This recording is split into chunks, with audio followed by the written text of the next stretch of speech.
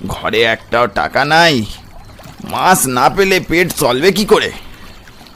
না, আর একবার ফেলাই।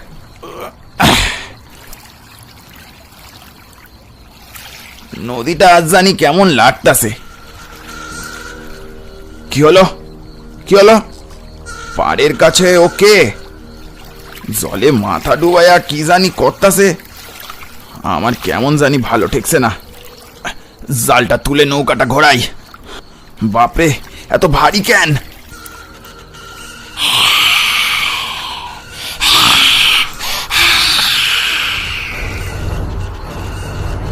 না না, বাঁচাও! কে আছো? বাঁচাও! আজ বাজারের কাছে আসতেই কেমন যেন একটা অদ্ভুত অনুভূতি হচ্ছিল। দূর থেকে সবকিছু স্বাভাবিকই লাগছিল, তো আজকে সবকিছু কেমন যেন খাপ ছাড়া। বাজারটা কেমন যেন ফাঁকা ফাঁকা। মাছওয়ালা মাছ নিয়ে ডাকাডাকি করছে ঠিকই, কিন্তু কেমন যেন গা ছাড়া ভাব। এই যে দাদা, টাটকা পাবদা আছে, নেবেন নাকি? বাবু, ওখানে কুচো চিংড়ি আছে, দেখতে পারেন। মাছের কাছে যেতেই আমার যেন কেমন অদ্ভুত লাগলো। মাছগুলোকে কেমন যেন ফ্যাকাশে অস্বাভাবিক লাগছিল। কয়েকটার পেটও ফুলে উঠেছে। এই গ্রামের বাজারে সাধারণত এই নদী থেকে টাটকা মাছগুলোই আসে, কিন্তু আজ যেন সেই প্রাণটাই নেই। মাছ আছে, অথচ মাছগুলো যেন এই সকালেই পৌঁছে উঠেছে। মাছের এমন অবস্থা কেন কাকা? এই সকালেই এরকম মাছের পচে যাওয়া অবস্থা? কি করে বলি বলুন দেখি দাদা বাবু, মাছের চালান নেই, যা আছে তাই তো বেচতে হবে নাকি? সে কি, চালান নেই কেন? প্রশ্নটা শুনে লোকটা কেমন চুপ করে গেল। চলতে চলতে কানে এলো মাছ বিক্রেতারা নিজেদের মধ্যে কি সব বলা বলি করছে। আরে ভাই, এইভাবে আর কতদিন চলবো কত? নদীতে তো মাছই নাই এখন। বাজারটার অবস্থা একেবারে শেষ হয়ে গেছে গা। কথাগুলো শুনে আমি একটু থমকে দাঁড়ালাম। লোকগুলোর গলায় শুধু হতাশা নয়, ভয়েরও ছাপ ছিল। যেন তারা এমন কিছু জানে যেটা বলতে চায় না। খবর শুনছো? কোন খবর? কাল রাইতে আবার একজন রে নিয়ে গেছে। আবার? এবার কারে নিল গো? হারু জেলেরে নিয়ে গেছে গা। হারু জেলে? হায় ভগবান! নদীর মাঝখান থেকে একেবারে গায়েব। বুঝলা তো, আমার মনে হয় এটা তার কাজ। আমি তো আগেই কইছিলাম, নয়তো বাজারে এমন আকাল আছে। এইবার আর রক্ষা নেই গা। কে, কার কথা বলছেন আপনারা? আপনি আবার এসব জেনে কি করবেন বাবু? বাবু জানতে চাই যখন বলেই দি। তাকে নদীর চরে মাঝে মাঝে দেখা যায়। সে এক পিশাচিনী, তার অনেক খিদে। নামটা শুনি শরীরের ভিতরে কেমন একটা ঠান্ডা স্রোত বয়ে গেল। আশপাশের লোকগুলোর মুখও মুহূর্তের মধ্যেই গম্ভীর হয়ে গেল। যদিও এসব কথায় আমার কোনোদিনই বিশ্বাস ছিল না। পিশাচিনী, সে আবার কি? ও বিভৎস এক জিনিস। ওর খিদের কোনো শেষ নেই, বুঝলেন বাবু? নদীর সব মাছও খেয়ে নেয়। যে একবার ওর নজরে পড়ে সে আর ফেরত আসে না। ও কাউরে ছাড়ে না বাবু। আমার হাত থেকে বাজারের থলেখানা পড়ে গেল। যে মুক্তাহারি নদীর তীরে যাচ্ছে তারা কেউ ফিরে আসছে না। এটা যদি সত্যি হয় তবে টুলুর কি হবে? টুলু আমার ভাই। ও যে মুক্তাহারির জলের উপর রিসার্চ করতে কালকেই গেছে নদীতে। সেই যাওয়ার পর থেকে ওকে ফোনে আর পাওয়া যাচ্ছে না। তবে কি ওর সঙ্গে কোনো দুর্ঘটনা ঘটলো? বাজার থেকে বেরিয়ে আসার পর আর মাছ কেনার কথা মাথায় রইল না। মাছ বিক্রেতাদের কথাগুলো বারবার কানে বাজছিল। আমাদের বাড়িটাই নদীর কাছেই, গ্রামের শেষ প্রান্তে। সামনের উঠোনে কয়েকটা ফুল গাছ, এই গ্রামে আমরা খুব বেশি দিন আসিনি। এই ভাইয়ের রিসার্চের জন্যই এই গ্রামে আসা। বাড়ির ভিতরে ঢুকতেই দেখলাম মা আগের মতোই খাটে আধশোয়া হয়ে আছেন। দীর্ঘদিনের অসুস্থতায় শরীর একেবারে ভেঙে গেছে। প্রণু এলি বাবা? হ্যাঁ মা, আজকে বাজারে তেমন ভালো মাছ পাইনি। হ্যাঁ রে, টুলুর ফোন এসেছিল? না মা, এখনো না? তুই আর একবার ফোন কর বাবা, বল বাড়ি ফিরে আসতে। তুমি চিন্তা করো না, আমি এক্ষুনি ফোন করে কথা বলছি। কাল থেকে আমার মনটা কেমন অস্থির হয়ে আছে।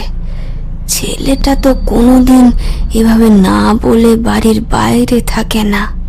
তুমি অত চিন্তা করো না মা, হয়তো গবেষণার কাজই কোথাও গেছে, নেটওয়ার্ক পাচ্ছে না।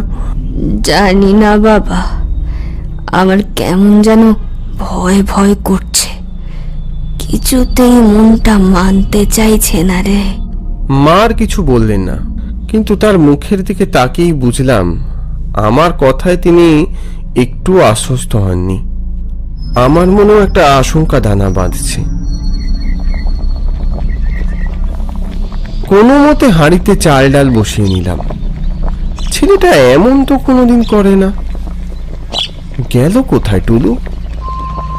তখনই মনে পড়ল টুলুর ডায়েরির কথা। সেখানেই ও সব লিখে রাখে। আমি সোজা টুলুর ঘরের দিকে ছুটে গেলাম।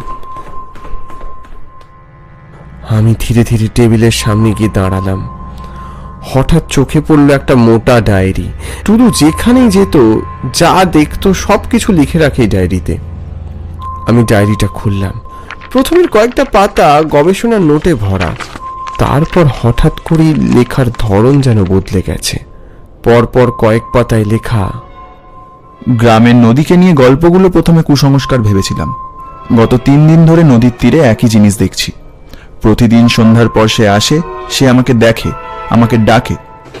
আগামীকাল নদীর তীরে যাচ্ছি। কি বলেছে এসব ডায়েরিতে? ডায়েরিটা বন্ধ করলাম।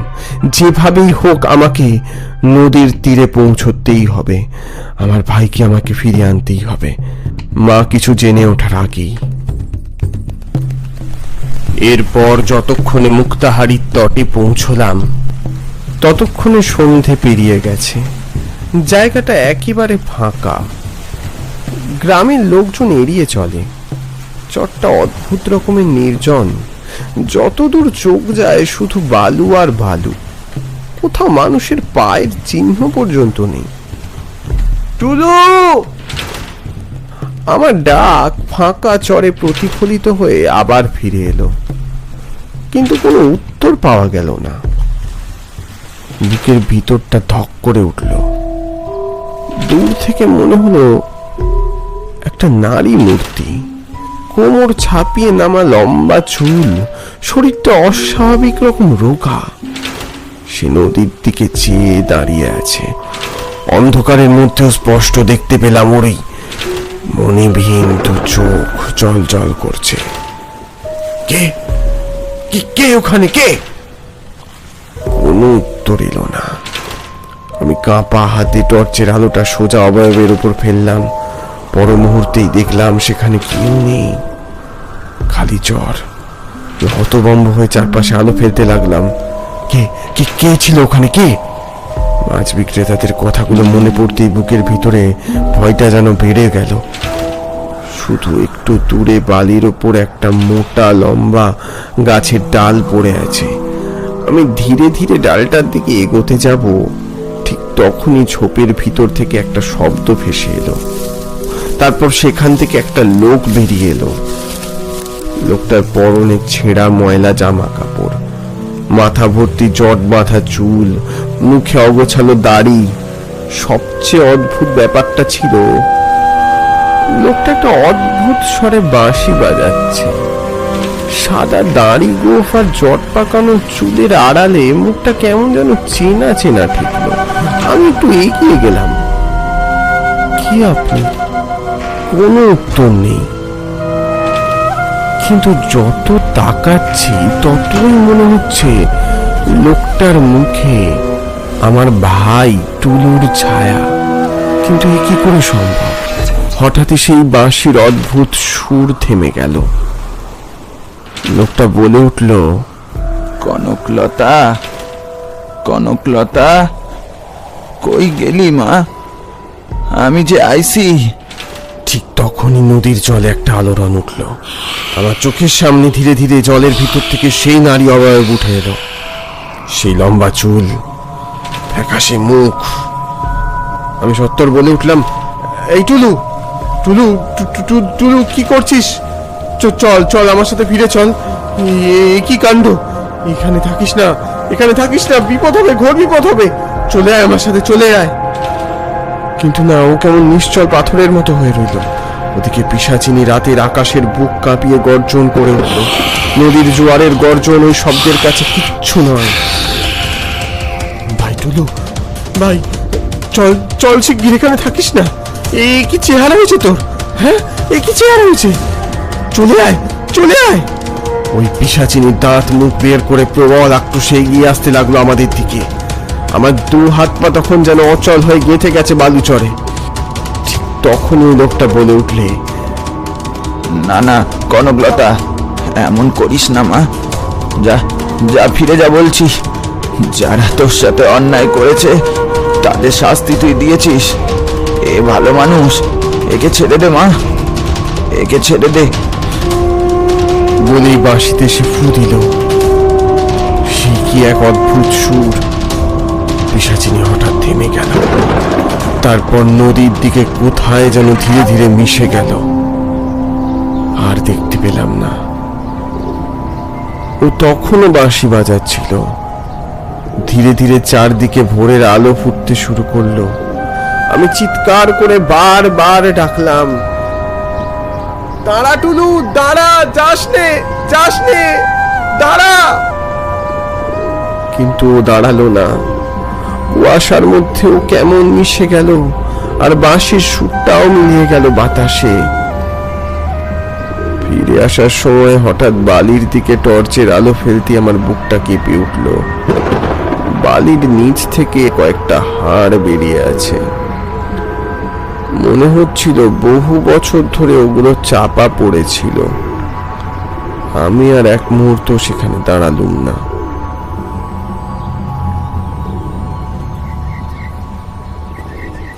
আমি বাড়ির সামনে পৌঁছতেই দেখলুম বেশ কয়েকজন লোক জটলা করে দাঁড়িয়ে আছে। তড়িঘড়ি ঘরের ভিতরে ঢুকলুম। দেখলুম দুজন মাঝি আর কয়েকজন গ্রামবাসী। টুলু শুয়ে আছে বিছানার ওপর। মুখে আর কাল রাতের মতো দাড়ি নেই, মাথা ভর্তি সাদা চুল নেই। ঠিক যেমন ও আগে অবিকল ছিল সেরকমই, শুধু ওর জ্ঞান নেই। মা কাঁদতে কাঁদতে ওর মাথায় হাত বুলিয়ে দিচ্ছেন। আমি গিয়ে ভালো করে তাকিয়ে দেখলুম। তখনই নদীর তীরে লোকটার কথা মনে পড়ে গেল। আমার মাথা কাজ করছে না। টুলু এখানে, তবে নদীর তীরে আমি কাকে বাঁশি বাজাতে দেখেছিলাম? আমার কথা শুনে পাশে দাঁড়ানো এক বুড়ো মাঝি চমকে উঠল। কি বললে বাছা? কে বাঁশি বাজাচ্ছিল? সে বাঁশিওয়ালাকে তুমি আবার কোথায় দেখলে? না না, মনে হয় আমি ভুল দেখেছি। আমি যা দেখেছি তা সত্যি হতে পারে না। বুড়ো মাঝি কিছুক্ষণ চুপ করে থেকে বললে, আপনি মনে হয় ভুল দেখেননি। সে এক বাঁশিওয়ালা ছিল এখানে, অদ্ভুত সুন্দর বাঁশি বাজাতো। সাতকুলে তার কেউ ছিল না, ছিল শুধু এক মাইয়া। মাইয়ার বড় শখ ছিল মাছ খাবে, বড় মাছ। কিন্তু বাপের সেই সাধ্য ছিল না যে। সে বাপ একদিন ঘরে ফিরা মাইয়ার আর খুঁজেই পায় না। সারাদিন সারা রাত খুঁজে শেষে নদীতে একটা নৌকার তারে ভাসতে দেখে। কি যে অবস্থা! কে জানি ওরে মাছের লোভ দেখিয়েছিল। তারপর সেই রাতে সেই বাপ মেয়ের দুঃখে কাতর হয়ে সারা রাত বাঁশি বাজালে। তারপর ভোরের আলো ফোটার আগে সেই বাপও কোথায় চলে গেল। বহু বছর পর সেই মাটি খুঁড়া কেউ হয়তো হাড়গোড় বাইর করেছে, তারপর থেকে তাদের অশান্ত আত্মা আবার ফিরে আইছে। বুড়ো মাঝির কথা শেষ হতেই চারপাশে নিস্তব্ধতা নেমে এলো। আমি অজ্ঞান টুলুর মুখের দিকে তাকালুম। কি অদ্ভুত এই পৃথিবী! কিছু মানুষ বেঁচে থেকেও হারিয়ে যায়, আর কিছু মানুষের ভালোবাসা মৃত্যুর পরেও অমলিন থাকে। মেয়ের প্রতি তার বাবার যে অকৃত্রিম টান, তার টানই এক বাবা আজও মতিহারির তীরে তার মেয়েকে খুঁজে বেড়ায়। সে অসহায় মেয়ে যে একটু পেট ভরে মাছ